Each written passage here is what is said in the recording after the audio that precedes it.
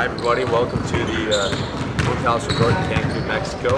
I'm Terry Vanderbeck from the Argus Theater, Southwest AP writer. Joining me today is Steve Andrews, voice of Jax on WNAX in Cancun. Steve, thanks for taking a minute. Enjoyed it, as this whole trip seems to be very enjoyable. Yeah, it's not bad. There are a lot of people who trade spots with us this week. So I think this is, I've never been on a cruise ship, but I would imagine this is a cruise ship on land. You can't go 50 feet without finding free food and any other activity you might want. Absolutely. Going on behind us, the Jackrabbit men's basketball team is practicing, and that's why we're here. We're previewing a little bit of their half of this tournament. I guess there is basketball. There is some of that going on, and I believe this part of the tournament is called the Cancun Challenge, right? Right. There are 3 tournaments, they each have a slightly different name, all with the word challenge in it. So that the challenge has been deciding which challenge each team is being a part of. Yeah. So anyways, to give you a little sense of previewing the tournament. And Steve, you were at the Jackrabbits' most recent game against Upper Iowa, a game that maybe has some people a little concerned about things were going to play out. The Jackrabbits had a big lead in the second half, I believe 16 points, and at one point ended up beating a really mediocre Division II NSIC team by 4. Do you think the result of that game plays into this at all? Or?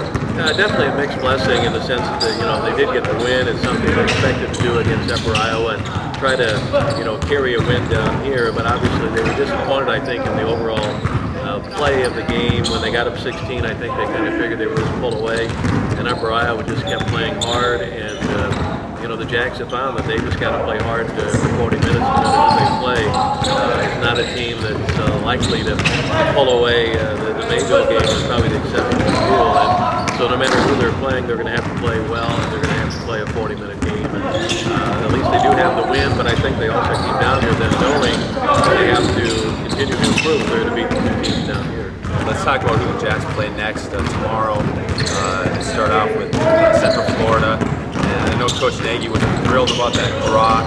They were supposed to get 2 quote-unquote lower-tier teams here. They end up with a Conference USA club. However, Central Florida is only 2-2. Jacks actually have beaten them on the road previously, so there's a history of doing okay there. They've been a little bit up and down. Central Arkansas same thing, 2-2. Not picked to finish last in their half of the Southland Conference by the coaches. Had some. They won a couple games. They also lost a couple games by really wide margins. Do you feel like these are 2 winnable games, or what's your sense? I think they're winnable games in the one sense because they do have the familiarity with Central Florida. They do have the history of having beaten them on the road when they were a pretty big underdog. But obviously it's a different team than the one that went down there. But I don't think they should really be afraid of either team going in. At the same time, I think you got to figure them an underdog in Central Florida going in. And they just have to go out and say, we can beat this team. We have done it in the past. We just have to play our better style of basketball. In fact, I think at least part of half of the Drake game, half of the VCU game, where they really did seem to improve, those kind of halves would make them winners if they played 40 minutes of that style against Central Florida or Central Arkansas. And the wild card, of course, is how the team handled this environment. They arrived Wednesday. They caught an early flight the next morning after that Upper Iowa game. And they've had a couple days now to relax and sort of goof around. According to all reports so far, the practice has been very good. So that they've handled it well. It is a strange scenario though, because most of these trips they've had, whether it be a Hawaii trip in the past or a Florida or Southern California trip, you normally come the day before the game to practice and play a game. Maybe end up with a play day on the back end of their trip and you have a chance to do something here. Wednesday night, 3 nights before the first game, and now you've got 2 days in this atmosphere, windy and sunny, and on the beach, and food every 50 feet, and so it will be interesting. They have worked hard in practice. So many other distractions around here. I mean, I think this could be true of any team. Florida's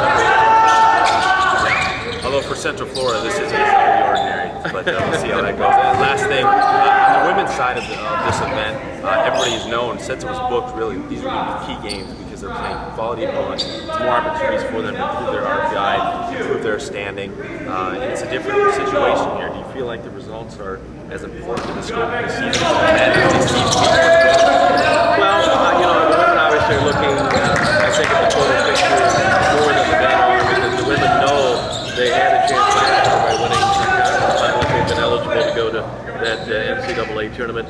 The men are looking, their goal really is to play in the postseason Summit League tournament, and so these games don't necessarily mean that they'll get into that tournament. It's all based on league play, but they open league play as soon as they get back, and they're not going to have much turnaround time by the time they get home from Mexico to play those conference teams. So I think it is important that they play well against these two teams and to feel good going into the secondary game coming up real quick.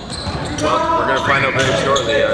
Thanks for joining us. Remember, check out ArgusLeader.com for a live blog streaming games. Check out WNAX on the radio wave and Steve's call. Steve, thanks for joining us, and enjoy the rest of the trip. There's food over there, I think. There's food everywhere. All right. See you guys.